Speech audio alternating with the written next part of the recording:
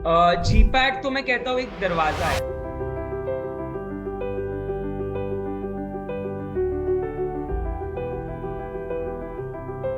अगर आपने जी पैड की तैयारी कर ली, सो आगे आने वाली कोई भी फार्मासिस्ट की एग्जाम हो, कोई भी सबऑर्डिनेट टीएसएस, कोई भी एग्जाम आप पकड़ ले, अगर आपने जी पैड की तैयारी सही से करी है, तो आप आगे आने वाली कोई भी एग्जाम्स हो, कोई भी एनी ऑफ देम, आप उसका आराम से आधे से ज्यादा portion, I can say 80% of the syllabus आप कवर कर लेते हो।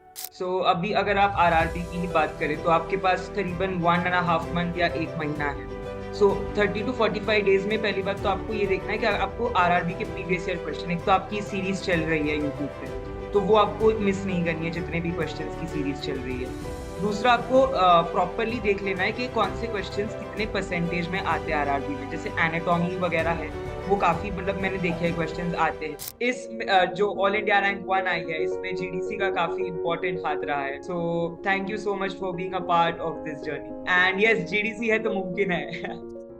Hello, dear students. Welcome back to the GDC classes. So, dear students, आज का ये वीडियो आप सभी के लिए बहुत ज्यादा इंफॉर्मेटिव, नॉलेजेबल और उससे कहीं ज्यादा मोटिवेशनल होने वाला है।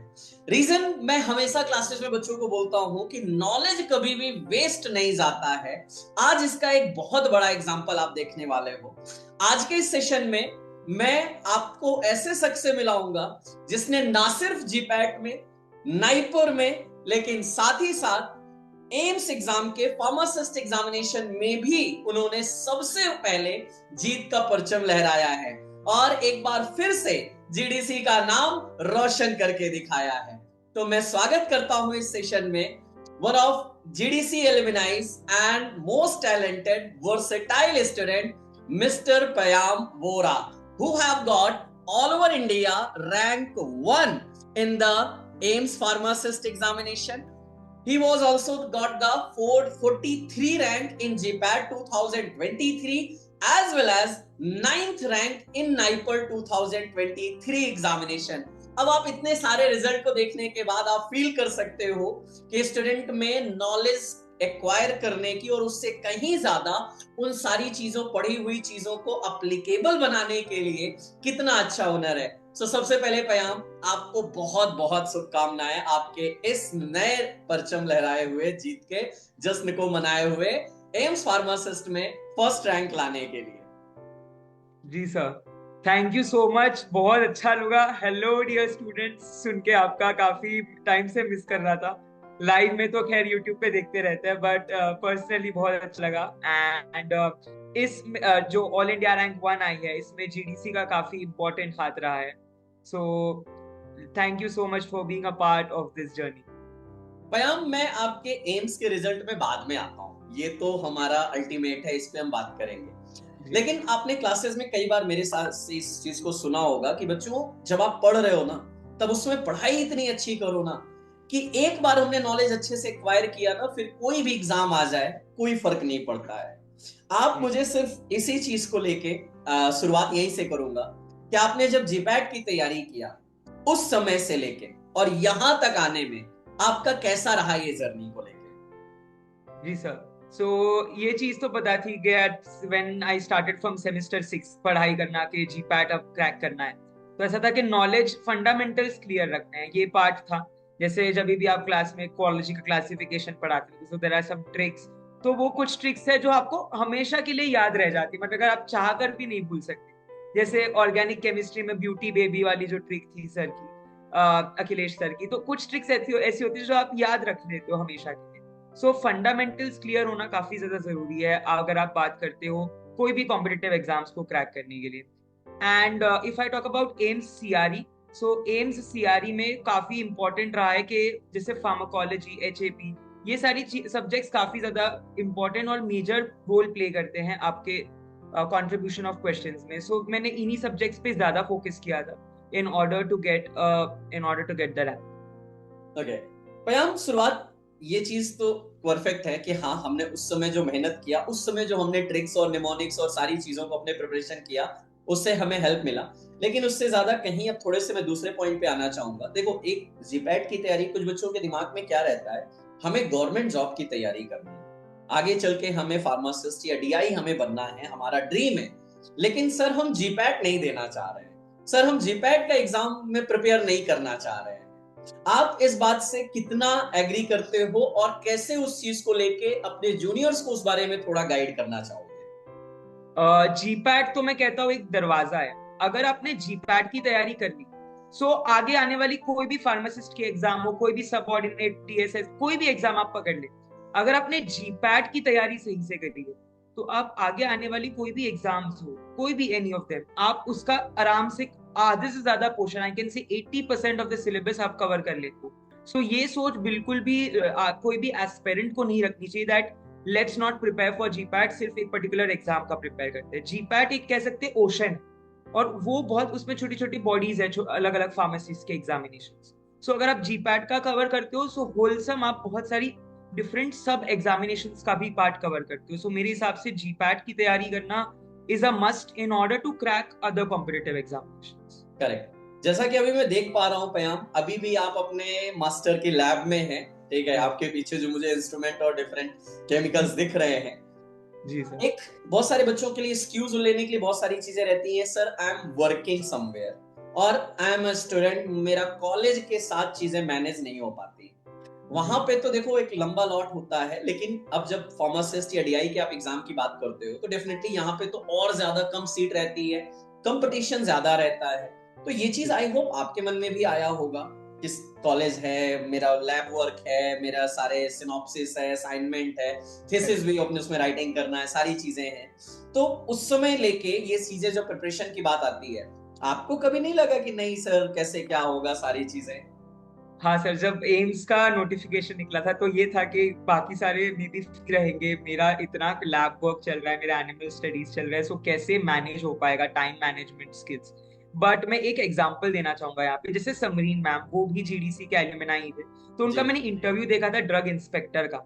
उन्होंने कहा था कि वो सुबह उठ के जल्दी पढ़ते थे 5-5:30 बजे, एंड लेट नाइट तक भी वो काफी बार पढ़ते थे, और बीच में जो टाइम होता है दैट इज 9 to 5 जो हमारा लैब टाइम है अप्रोप्रिएट, वहां वो लैब वर्क करते थे। तो मैंने भी सिमिलर फॉलो किया था दैट मैं थोड़ा सा जल्दी उठ जाता था, सो दैट मैं अपना पढ़ाई पे ध्यान, एटलीस्ट मैं बेसिक क्लासिफिकेशन वगैरह कवर कर लूँ, सुटिक्स का बेसिक थोड़ा टैबलेट कैप्सूल्स की ग्लिम्स देख लूँ। सो मॉर्निंग मैं थोड़ा सा अर्ली करता था सो दैट वहां पे मैं कैचअप कर सकूँ।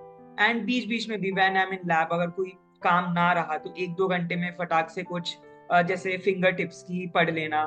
तो क्योंकि वो कलर्ड बुक है तो वो मुझे ना उसमें याद है कि ये इस फॉर्म में दिया है, तो वो फटाक से हो जाता है, जहन में फिट हो जाता है, तो वो चीज कर लेता था ड्यूरिंग द लैब टाइम से। क्योंकि देखिए किसी भी फील्ड में आप जाओगे, एक्सक्यूजेस तो हमेशा तैयार रहेंगे, आप एक्सक्यूज तो हर चीज के लिए दे सकते हो, लेकिन जब आपको अपने रिजल्ट और गोल से प्यार होता है ना, तो एक्सक्यूजेस से बातें नहीं चलती हैं। मैं इसी चीज पे थोड़ा सा और इस जर्नी को इंटरेस्टिंग बनाना चाहूंगा, और मैं अपने बच्चों को बताना चाहूंगा कि पयाम आज से नहीं, पयाम 2023 से जीडीसी के साथ जुड़े हैं, और जीपैट, नाइपर, ये सारी प्रिपरेशन करने के बाद, ये रिजल्ट लाने के बाद, और इवन अभी मैं और भी बताऊं, अभी भी पयाम हमारे साथ ड्रग इंस्पेक्टर के कोर्स में जुड़े हुए डीआई की तैयारी कर रहे हैं, क्योंकि महाराष्ट्र में डीआई की वैकेंसी आने वाली है और उसकी भी तैयारी पयाम हमारे साथ लगातार जुड़े उस चीज को लेके।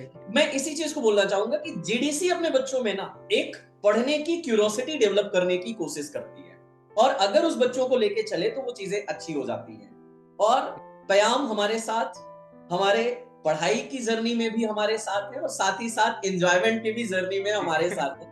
मैं आपको कुछ क्लिपिंग दिखाना चाहूंगा।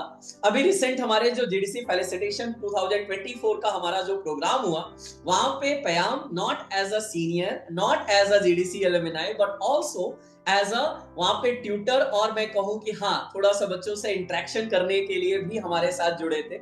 ये वीडियो आप सभी लोग देखिए, और उसके बाद आप खुद समझ सकते हो कि जो एक वर्सेटाइल स्टूडेंट होते हैं ना, उनको हर चीज में मजा आता है और वो हर चीज को बेस्ट करते हैं।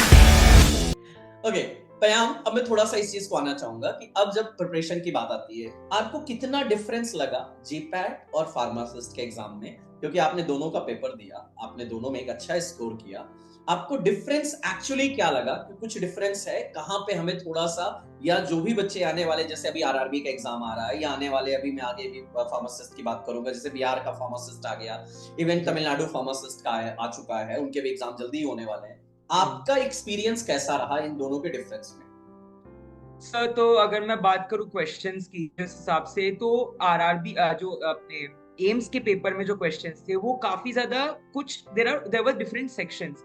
तो 5 सेक्शंस थे, तो जो सेक्शन ए बी था ना उसमें तो डायरेक्ट काफी दे दिए थे, जैसे सीधा क्लास ऑफ द ड्रग पूछ लिया था कि ये ड्रग कौन से क्लास से आ जाता है। तो कुछ सेक्शंस तो इतने इजी थे। तो जीपैट में काफी बार एप्लीकेशन बेस्ड में चले जाते हैं वो लोग, बट इसमें तो काफी ज्यादा सिंपल थे।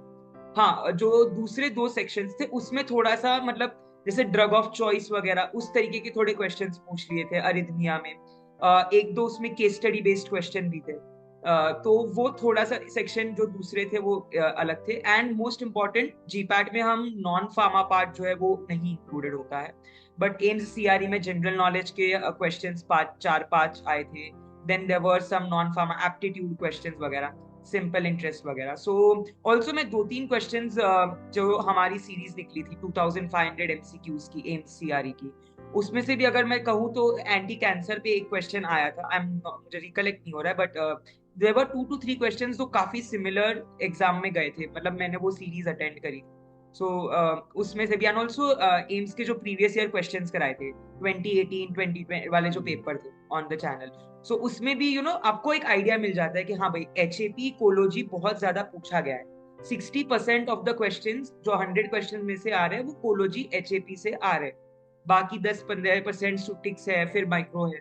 तो अगर आपको पेपर को ब्रेक डाउन करना है, जैसे which subject hold a major portion of the paper, तो आप उस तरीके से आपके क्वेश्चंस को ज्यादा एम कर सकते हैं। तो जीपैट और अगर मैं एम्स के पेपर में बोलूँ तो यही बेसिक डिफरेंसेस है कि इसमें तो एकदम सिंपल क्वेश्चंस आए थे फ्यू सेक्शन में, और थोड़े से केस स्टडी बेस्ड थे, and non pharma part extra था जो जीपैट में इंक्लूडेड नहीं। बिल्कुल, देखिए वो तो एक्चुअली हर पेपर में अलग अलग मेंशन रहता है कि कहाँ पे कितना नॉन फार्मा आएगा, कभी 25, कभी विद द रीजनिंग, कभी विदाउट रीजनिंग इंक्लूडिंग मैथ, वो सब जगह अलग अलग हो जाता है। बट अकॉर्डिंग अगर हम फार्मा का देखेंगे तो आप एक एनालिसिस कर सकते हो कि अगर एक बार ढंग से हमने अच्छे से तैयारी की है जीपैट के लिए, तो मुझे लगता है कि उससे इजी क्वेश्चन यहाँ पे आपको देखने को मिले और to the points, direct point देखने को मिलते हैं। हाँ, लेकिन छोटी छोटी गलतियां, कहते हैं ना जब पेपर इजी होता है तो सिली मिस्टेक भी बहुत होती है। आपने कितने क्वेश्चन अटेम्प्ट किए और कितना आपको लग रहा है कि उससे मेरा मतलब कितने उसमें गलत हुए होंगे? सर मैंने करीबन अटेम्प्ट तो किए थे 95 से 9600 में से। मैंने जनरल नॉलेज के 4 छोड़ दिए थे बिकॉज मुझे वो बिल्कुल आइडिया नहीं। फार्मा से मैंने एक छोड़ा था, बाकी फार्मा के मैंने सब अटेम्प्ट किए थे, और करीबन मेरे ख्याल से उसमें 82 मेरे राइट तो थे। 82-84 क्वेश्चंस आउट ऑफ 100 मेरे राइट थे, मुझे इतना जितना लग रहा है। बाकी थोड़े से रॉन्ग हुए होंगे, मतलब जितना अभी मैंने। मार्क्स कितने बने इसमें?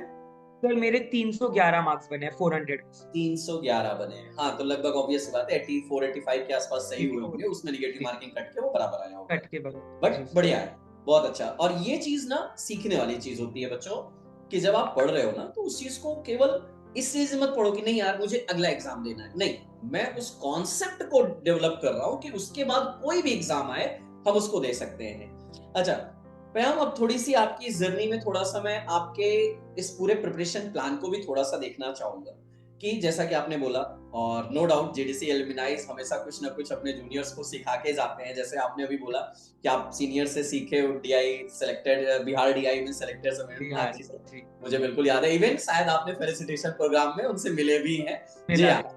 तो एक यही चीज होती है कि जो जीडीसी के स्टूडेंट्स हैं वो एक लेगेसी सेट करते हैं, और मुझे इस चीज को अनाउंस करते हुए बड़ा प्राउड फील होता है कि मेरे बच्चे इतने होनहार है ना, कि अगर उनको एक बार छोटा सा रास्ता दिखा दीजिए ना, बेटा ये रास्ते से चलो मंजिल मिल जाएगी, तो बच्चे वहां पे खुद ही रोड बना लेते हैं।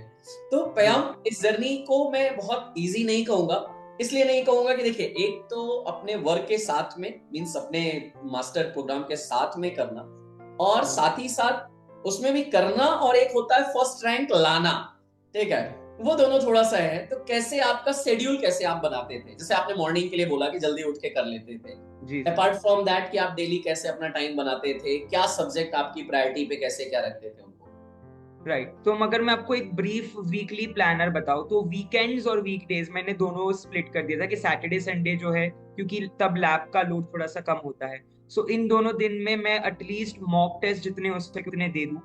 एंड मॉक टेस्ट के साथ साथ मैं सुट्टी कोलोजी जितना हो सके एटलीस्ट क्लासिफिकेशन सारे कोलोजी के तो करनी है, बिकॉज मैंने देखे थे कि प्रीवियस ईयर क्वेश्चंस में जो करा रहे थे 2018 के पेपर में से भी और 23 से भी काफी कोलोजी आया था, तो मैंने क्लासिफिकेशन तो सारे कर लिए।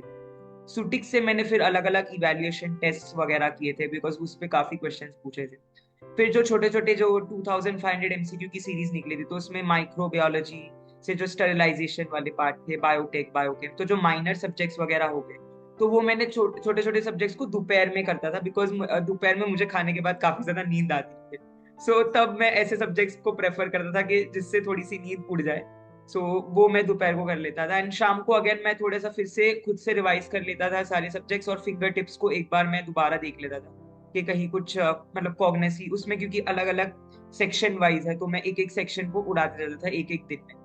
तो लास्ट के 10 डेज में तो मैंने पूरी बुक पूरी ही पढ़ ली है। एक बार मैंने वैसे ही पढ़ ली थी, फिर मैंने लास्ट के 10 डेज में दोबारा देख लिया कि कहीं कुछ छूट नहीं रहा, टिक कर लिया पूरा।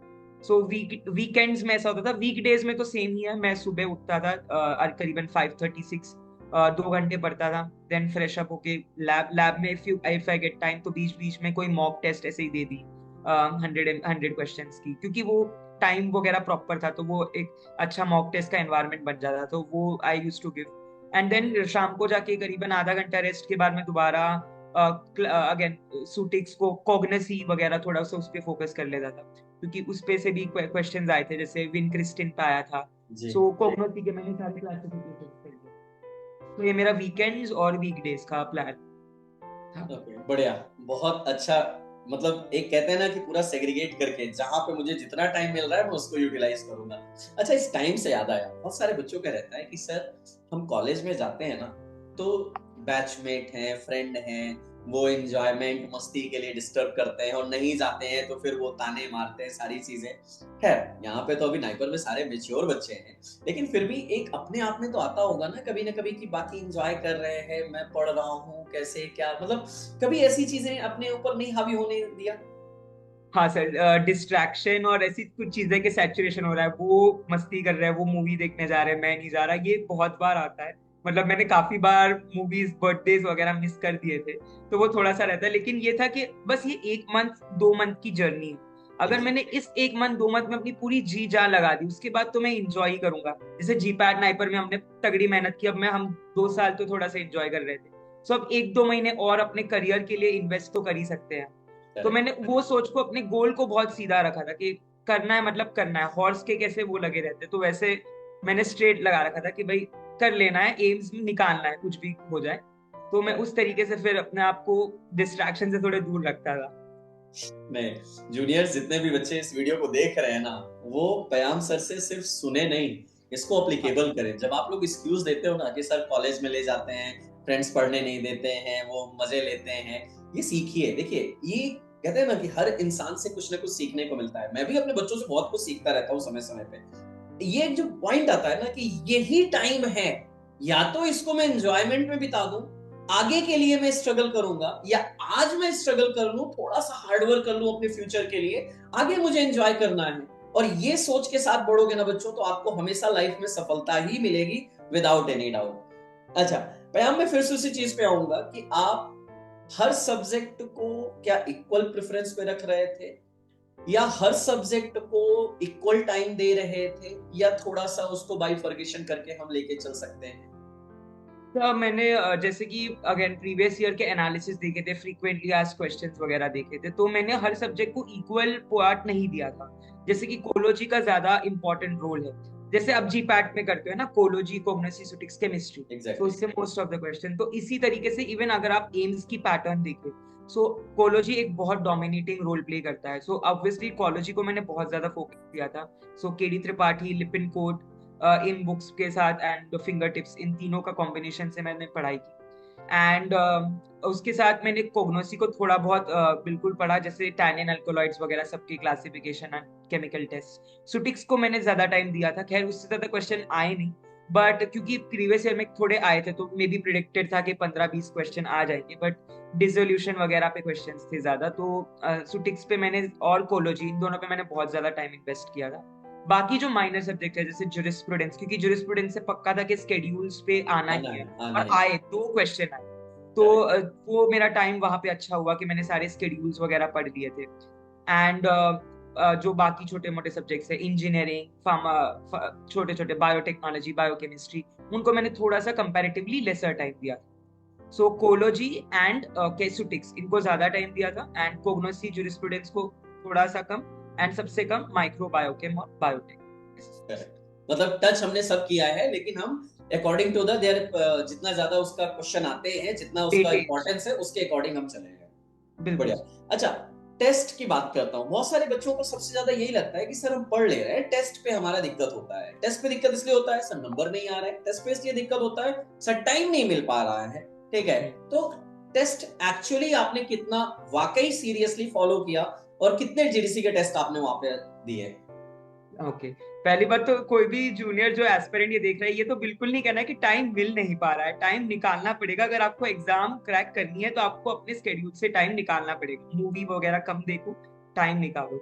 एंड मॉक टेस्ट बहुत इंपॉर्टेंट रोल प्ले करते हैं, बिकॉज एक तो आपको एनालिसिस मिल जाता है मॉक के एंड में कि आपने कितने क्वेश्चन अटेम्प्ट किए, कहाँ कौन से पार्ट से आपका, तो आप एनालिसिस कर सकते हो कि वेयर यू आर लैकिंग, आपकी वीकनेस, आपकी स्ट्रेंथ कहाँ है, तो उस बेसिस पे आप, एंड वो मार्क्स को वो नेगेटिवली नहीं लेने के मुझे कम आ रहे हैं और उस चीज से आप डाइवर्ट हो जाए, उस मार्क्स को पॉजिटिवली फीडबैक की तरह लेने के। हाँ, तो मॉक टेस्ट अगर मैं कहूँ तो मैंने बिगिनिंग में तो इतने नहीं अटेम्प्ट करे थे, बट एट द एंड मैंने ऑलमोस्ट रोज मॉक लगाए हैं, मतलब ऑलमोस्ट रोज ही, डेली ही मैं मॉक एटलीस्ट 2 या 1 तो देता ही देता था। लास्ट 15 डेज में तो मैंने रोज मॉक लगाए थे, तो इसमें मैंने प्रीवियस ईयर के क्वेश्चंस भी थे जो मॉक टेस्ट में थे, तो वो भी मैंने किए, एंड जो फ्रेश क्वेश्चंस होते हैं वो भी मैंने अटेम्प्ट किए थे, तो मेरे मार्क्स मतलब ठीक ठाक ही आ जाते थे। बट उससे मुझे पता चला, एंड उसमें लीडर बोर्ड भी आता है, तो उसमें मार्क्स वगैरह दिखते हैं बाकी सबके भी, तो एक कंपैरिजन की आदत है कि हाँ भाई ये ऐसे कर रहा है तो अपन और मेहनत करें थोड़ा सा, मैं उस कॉम्पिटिटिव हूँ इस केस में, तो वो भी एक मतलब आ जाता है फैक्टर। नहीं, होना चाहिए। मैं हमेशा अपने बच्चों को, आपने सुना, पॉजिटिव वे में अगर कंपटीशन है, सुपर्ब है, हमेशा होना चाहिए, चाहे फ्रेंड्स हैं, चाहे क्लासमेट हैं, चाहे आपके जेडीसी के मेट हैं, आपका पॉजिटिव कंपटीशन जरूर चलना चाहिए, क्योंकि उससे क्या होता है ना, एक एनर्जी आती है, अरे नहीं यार उसका ऐसा आया, मुझे और अच्छा करना है, और अगली बार मुझे उससे फाइट करना है। वो थॉट के साथ चलोगे ना तो ज्यादा अच्छे से मजा आता है। अच्छा, मैं थोड़ा सा इस चीज को लेके आना भी चाहूंगा कि सिर्फ 2024 का फेलिसिटेशन नहीं, आपने हमारे साथ 2023 का भी फेलिसिटेशन शेयर किया था, और मुझे आज भी वो याद है जब आपका इंट्रोडक्टरी वीडियो रिलीज हुआ था, वी आर कमिंग, और वो जो वीडियो आपने बनाया था बारिश के मौसम के साथ में, ठीक है, मतलब how was your experience for both? तो वो फर्स्ट टाइम था जब मैं फ्लाइट में ट्रैवल कर रहा था, मैंने कभी फ्लाइट पे ट्रैवल नहीं करा था, और बहुत अच्छा लग रहा था कि जीडीसी के द्वारा मैं फ्लाइट्स, मतलब बहुत बहुत ही अच्छी फीलिंग आई थी वो। And first time travelling, new networks बने, मतलब काफी अलग अलग गुजरात से लोग थे, काफी ज्यादा साउथ से थे, तो अलग उनसे नेटवर्क, एंड वही हमें काफी लोग नाइपर में भी मिले देखने, बहुत लोग मिले, जैसे अमय है हो गया, बहुत सारे लोग मिले मुझे यहाँ पे, प्रतीक है, सो उन्हीं लोगों से दोस्ती वहां अच्छी हो गई थी। एंड जो सर्स, मतलब हम जिनको देख, शशांक सर हो गए, अभिषेक सर हो गए, अखिलेश सर हो गए, राज सर, जितने भी सर थे जिनको हम देखते थे ऑन यूट्यूब, तो ऑन द ऐप, वो एक्चुअली हमें लाइव इंटरेक्ट करे, और उन्होंने हमें इतना ध्यान रखा, मतलब हॉस्पिटैलिटी के, बच्चों आपने खाना खाया वो हमारे साथ आके खा रहे थे, तो एकदम फ्रेंडली माहौल था, तो बहुत इंजॉय किया, क्योंकि इतनी पढ़ाई करके आए थे कि वी नीडेड अ ब्रेक। तो वो रायपुर छत्तीसगढ़ में, that was an amazing experience of 2023। Actually होता क्या है ना पयाम, हमारा एक सिंपल टारगेट होता है, मैं अपने बच्चों को साल भर रगड़ के मेहनत करवाता हूँ, और पूरी टीम हमारी उस मेहनत को कराती है और करती है, लेकिन रिजल्ट सेलिब्रेट करना एक अलग ही एनर्जी के साथ कि हाँ हमने जो साल भर मेहनत किया है ना। आप खुद ही सोचिए ना, जब आप एक छोटा सा बीज लगाते हो और वो पौधा बनके जिस दिन फल देता है, उस दिन कितना मजा आता है। सेम वही है, आप लोग जब जेडीसी में आते हो, मतलब छोटे छोटे, मैं बीज ही मानता हूँ, आपको शेप अप करना, वहां तक लाना, और जब आप लोग वो रिजल्ट लाते हो ना, तो एक अलग ही प्राउड फील होता है, और आपके साथ एंजॉय करने में उस चीज को, जैसे आज आपका है, मैं आपको ये थोड़ी ना मानता हूँ अरे पयाम ने 2023 में जीडीसी के साथ तैयारी किया, ओके दैट्स ऑल। नो, पयाम एक बार जीडीसी से जुड़ा, हम कहते हैं ना जीडीसी आपकी फैमिली है मेरे बच्चों, फैमिली है। मेरी सेकंड फैमिली जीडीसी फैमिली, यही चीज रहती है कि और आप सभी मेरे उस बच्चे उसी में से हो। तो एक बार हमारा बॉन्ड बनता है ना, तो हर मोड़ पे हम आपके साथ रहते हैं। आपने कभी भी शायद किसी को भी कॉल किया होगा जीडीसी में, तो आपने सबको पॉजिटिव रिस्पॉन्स ही आपसे मिला बिल्कुल होगा। बिल्कुल, अंकिता मैम, वर्षा मैम, किसी से भी बात कर लो, वो लोग हमेशा इतना एक इमोशन, मैं कहता हूँ ना, जीडीसी एक इमोशन है, एक Exactly. इंस्टीट्यूट, एक कोचिंग सेंटर नहीं, वो एक फीलिंग है, एक इमोशन है जो आपको लगता है कि एकदम अपनापन है। सो वो काफी मुझे एक्सपीरियंस अच्छा था जीडीसी के साथ। अभी मुझे लगता है कि पयाम की गाड़ी अभी प्लेटफॉर्म पे पहुंची नहीं है, अभी चल रही है। अभी आगे की जर्नी कहाँ है, किधर के लिए जर्नी चल रही है? जी सर, मेन टारगेट तो कुछ और है, मे बी आई होपफुली वो डीआई वगैरह या गवर्नमेंट एनालिस्ट, कोई अच्छी पोजीशन महाराष्ट्र की या सेंट्रल लेवल पे, कोई भी मतलब स्टेट लेवल सेंट्रल लेवल का डीआई अगर निकल जाता है तो वहां पे बिल्कुल, हमारा डेस्टिनेशन है। मेहनत आप करते रहेंगे, जैसे अभी तक आप यहाँ तक आए हो, आगे भी उस चीज का अच्छा ही जाएगा। बस इस चीज को कंटिन्यू रखना। अब मैं थोड़ा सा सब्जेक्ट वाइज बच्चों के लिए आना चाहूंगा, not only GPAT but also pharmacist की बात करूं, जो अभी जैसे आरआरबी के लिए भी एग्जाम अभी देने वाले हैं जो आने वाले टाइम पे बच्चों का, क्योंकि डेट होप सो अप्रैल या मई में उसकी भी डेट आ जाएगी। तो आपके अकॉर्डिंग क्या एक सूटेबल प्लान होना चाहिए जस्टिफिकेशन के साथ कि कम से कम कितने घंटे की स्टडी और कितने टेस्ट के साथ में वो प्लानिंग किया जाए? ओके, सो अभी अगर आप आरआरबी की ही बात करें तो आपके पास करीबन 1.5 मंथ या 1 महीना है। सो 30 to 45 डेज में पहली बात तो आपको ये देखना है कि आपको आरआरबी के प्रीवियस ईयर क्वेश्चन, एक तो आपकी सीरीज चल रही है यूट्यूब पे, तो वो आपको मिस नहीं करनी है, जितने भी क्वेश्चंस की सीरीज चल रही है। दूसरा, आपको प्रॉपरली देख लेना है कि कौन से क्वेश्चंस कितने परसेंटेज में आते हैं आरआरबी में, जैसे एनाटॉमी वगैरह है, वो काफी मतलब मैंने देखे हैं क्वेश्चंस आते हैं, तो वो पार्ट आपको कर लेना है, क्योंकि एनाटॉमी हम यूजुअली नहीं करते हैं, हम फार्माकोलॉजी में ज्यादा इंडल्ज हो जाते हैं। सो फार्माको और मेजर सब्जेक्ट्स तो आपको करनी है, फार्माकोलॉजी, कोग्नोसी, स्टैटिस्टिक्स और केमिस्ट्री। लेकिन अगर मैं बात करूँ आपके प्लानर की, तो आप मोस्टली कॉलेजेस तो बंद हो जाएगी स्पेशल सेमेस्टर 7-8 या पास आउट जो भी हो गए स्टूडेंट्स की, तो वो उनका अगर जिनका पूरा दिन खाली है, सो ऑब्वियसली सुबह try to wake up early, 6-7, 2-3 घंटे का कंटिन्यूअस एक प्रॉपर, अगर आपके कोचिंग लगी है तो आप क्लास ले लो, अगर क्लास चल रही है तभी, या तो फिर आप खुद से कुछ पढ़ लो, उसके बाद एक मॉक दो, फिर दोपहर को आपने लंच कर लिया, दोबारा आपको एक सब्जेक्ट पढ़ो। अब आप सब्जेक्ट चेंज कर सकते हो, मे बी आप थोड़ा सा सैचुरेशन पॉइंट हिट कर जाओ, so you can change the subject and थोड़ा सा कोई माइनर हल्का सब्जेक्ट आप पढ़ सकते हो, अगेन एक मॉक दो। तो दिन में आई फील मिनिमम 2 से 3 मॉक देनी ही चाहिए। इफ यू मतलब आपके सपोज अगर 90, टोटल यू हैव 30 डेज, तो आपके बहुत सारे मॉक्स हो जाएंगे। सो 90 मॉक्स if you go 3 मॉक्स a day, तो 90 मॉक टेस्ट, 90 से 100 मॉक टेस्ट में से मेरी गारंटी है कि कुछ ना कुछ क्वेश्चन रिपीट जरूर होंगे। बिकॉज आरआरबी का भी पेपर अगर आप देखें, एम्स का भी देखें, तो देर आर, जीपैट की तरह नहीं, जीपैट में हम, मुझे याद है सर ने एक बार बोला था, कॉन्सेप्ट्स रिपीट होते हैं, क्वेश्चंस रिपीट होना, बट एम्स और आरआरबी की अगर मैं बात करूं, उसमें क्वेश्चंस भी काफी बार रिपीट हो जाते हैं, तो मैंने देखे हैं काफी क्वेश्चन, फीमर जैसे फीमर, लॉन्गेस्ट स्ट्रॉन्गेस्ट, तो बहुत सारे क्वेश्चन है ऐसे। तो मैं कहूंगा कि वो प्रीवियस ईयर आपकी एक चाबी रहेगी टू क्रैक द एग्जाम। तो इस अब आपने तरीके का प्रीवियस ईयर प्लान। की बात किया तो मैं आपको यहाँ पे कंफर्म भी कर दूं, जीडीसी ने ऑलरेडी एक जी दो नहीं लगभग 49 प्रीवियस ईयर के जितने भी फार्मासिस्ट के पेपर हुए हैं उन सभी को जीडीसी क्लासेस ऐप पे मिल जाएगा। आप चाहो तो उनके बुक पे जा सकते हो, ठीक है। Pharmacist eight your finger tip की जो बुक आई है, एम फार्मासिस्ट जो बुक आई है, उसमें सारे प्रीवियस ईयर मिल जाएंगे और काफी अच्छे से उससे प्रिपरेशन की जा सकती है। अच्छा, दूसरा एक चीज और थोड़ा सा पयाम में आप बात करूं कि लाइक जब आप तैयारी करते हैं इस सब चीजों के बीच में, ठीक है, एक कहते हैं ना कि हेल्दी आपका माइंड सेट और हेल्दी बॉडी दोनों होना बहुत जरूरी है। कभी एग्जर्शंस को अपने ऊपर हावी नहीं होने दिया जाना चाहिए।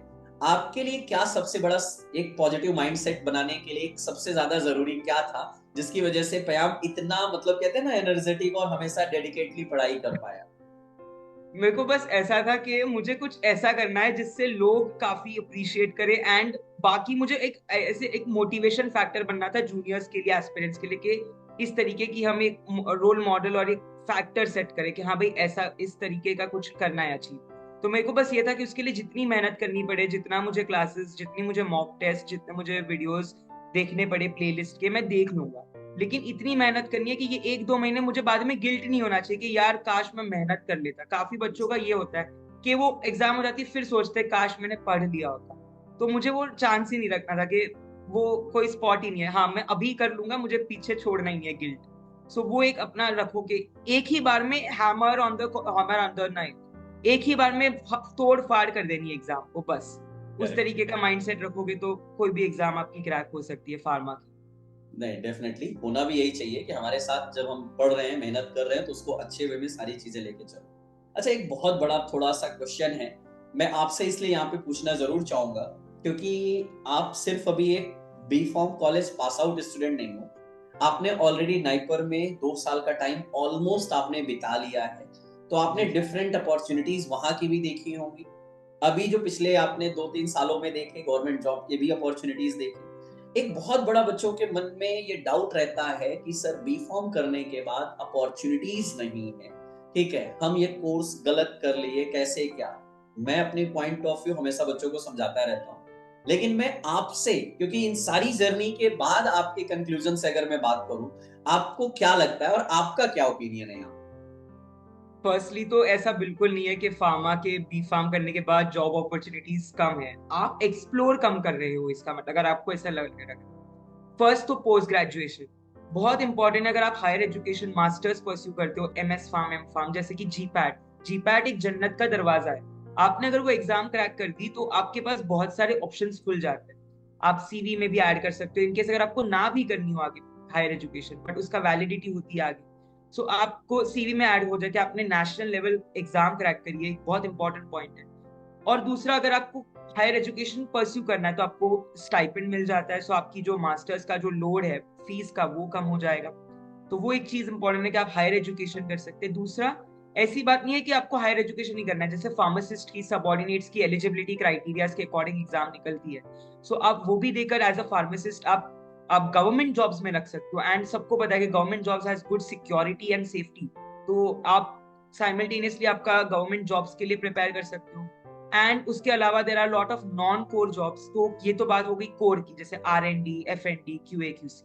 अगर आपको नॉन कोर जॉब्स में जाना है जैसे फार्मा मार्केटिंग, फार्मा कंसल्टेंसी, तो वो भी एक डोमेन है नॉन कोर का जो खुल जाता है। तो बी फार्म के बाद बहुत सारे अपॉर्चुनिटीज है, गवर्नमेंट जॉब्स, दूसरा है कोर जॉब्स जिसमें R&D, F&D, QA QC वगैरह आ जाएंगे, PV, और तीसरा है नॉन कोर जॉब्स यानी जो अलग अलग कंसल्टेंसी मार्केटिंग की है। सो अपॉर्चुनिटीज का तो भंडार है, बस आपको अपना देखना है, आंखें खोलकर आपको एक्सप्लोर करना है, तो अपॉर्चुनिटीज बहुत मिलेगी। करेक्ट है। एक एक चीज बच्चों, जब तक आप अपने माइंड में नहीं रखोगे ना कि कभी भी आज के समय में अगर आप सोचो कि किसी भी फील्ड में, आप कोई भी फील्ड ले लीजिए, कि आपको स्पून फीडिंग से सारी चीजें मिल जाएंगी, तो पॉसिबल नहीं है। आपको हर फील्ड में फाइट करना पड़ेगा, लड़ना पड़ेगा, तब जाके आपकी किस्मत चमकेगी। आप अगर सोचो बिना फाइट किए, बिना उन चीजों के लिए पूरी तरह से, आपको क्या लगता है? अभी मैंने इतने सारे रिजल्ट और रैंक के बारे में पयाम को बात किया, तो क्या ये तुक्का मार के आए हैं या इन्होंने तुक्के से सारी चीजें अचीव की हैं? I hope not. इन्होंने मेहनत किया है और वो मेहनत से ये सारी चीजें होती हैं। और बेटा कभी भी ना, कहते हैं ना, सक्सेस के लिए कभी कोई शॉर्टकट नहीं होता है, एक ही रास्ता है, हार्डवर्क, डिटर्मिनेशन और कंसिस्टेंसी। जब तक ये तीनों चीजें आपकी मेहनत पे नहीं जुड़ेंगी, तब तक कभी भी सफलता नहीं मिल सकती है। मैं इसी के साथ पयाम आपको बहुत बहुत बधाई देता हूं वंस अगेन आपके इस रिजल्ट के लिए, आपके इस हार्डवर्क डिटर्मिनेशन के लिए। मैं प्रे करूंगा और साथ ही साथ विश करूंगा कि आपके आने वाले भी जो ड्रीम है वो बहुत अच्छे से फुलफिल हो और आप ऐसे ही जेडीसी का और अपना पेरेंट्स का नाम साथ ही साथ रोशन करते रहे। थैंक यू सो मच पयाम हमारे साथ जुड़ने के लिए। Thank you so much sir for having me here, and बहुत अच्छा लगा वापस GDC परिवार से जुड़कर। हम तो जुड़े हुए थे बट दोबारा मिलकर दोबारा बात करके बहुत अच्छा लगा। थैंक यू जाने सो से मच। पहले आपके जूनियर्स के लिए कुछ सजेशन या इंपॉर्टेंट टिप्स, क्योंकि बहुत जल्द उनके लिए एग्जाम सर पे आने जी वाले हैं, चाहे बिल्कुल जीपैट हो, चाहे आरआरबी हो, चाहे जो भी हो। बिल्कुल। तो डेट आ चुकी है जीपैट की, राइट, May 25। सो आपके पास काफी, अब ऑलमोस्ट 2 महीने कह सकते रह गए। इन 2 महीनों में महा मैराथन छोड़ना नहीं है। 10,000 MCQ है, राइट सर? 11 10,000 एमसीक्यू दोबारा आए हैं। मैंने अपने टाइम पे 2023 में सॉल्व किए थे, मैंने 2024 के भी सॉल्व किए थे। तो मैं महा मैराथन तो आपको, और उसमें से क्वेश्चन आते हैं, वो 10,000 एमसीक्यू से ही आपके बहुत क्वेश्चन आएंगे। सो वो नहीं छोड़ना है। मॉक टेस्ट कंटिन्यूसली देते रहनी है, और किसी का ज्यादा कंपेयर करके वो नहीं होना निराश के इसके ज्यादा नंबर आ रहे हैं। अपने आप पे फोकस करना है, और बस एक वो रखना है कि मुझे और अच्छा करना है। And thirdly, focus on revision जितना हो सके। जैसे if you are preparing for NIPER, तो NIPER at your finger tips, GPAT at your finger tips. कुछ ऐसी रैपिड रिविजन बुक्स या इस कुछ ऐसी नोट्स, अगर आपने कुछ फ्लैश नोट्स वगैरह हो, खुद के नोट्स बनाए हो लेक्चर के टाइम पे, आप वो गो थ्रू कीजिए। स्पेशली मेजर सब्जेक्ट्स का, कॉलोजी, कॉग्निसी, सुटिक्स, केमिस्ट्री, क्योंकि आपके 70 क्वेश्चन 125 में से तो वही बनेंगे। So I wish all the GDians, all the upcoming budding aspirants of GPAD and other pharma examinations all the best. And yes, GDC है तो मुमकिन है. Thank you So so much, भैया. Thank you. yeah.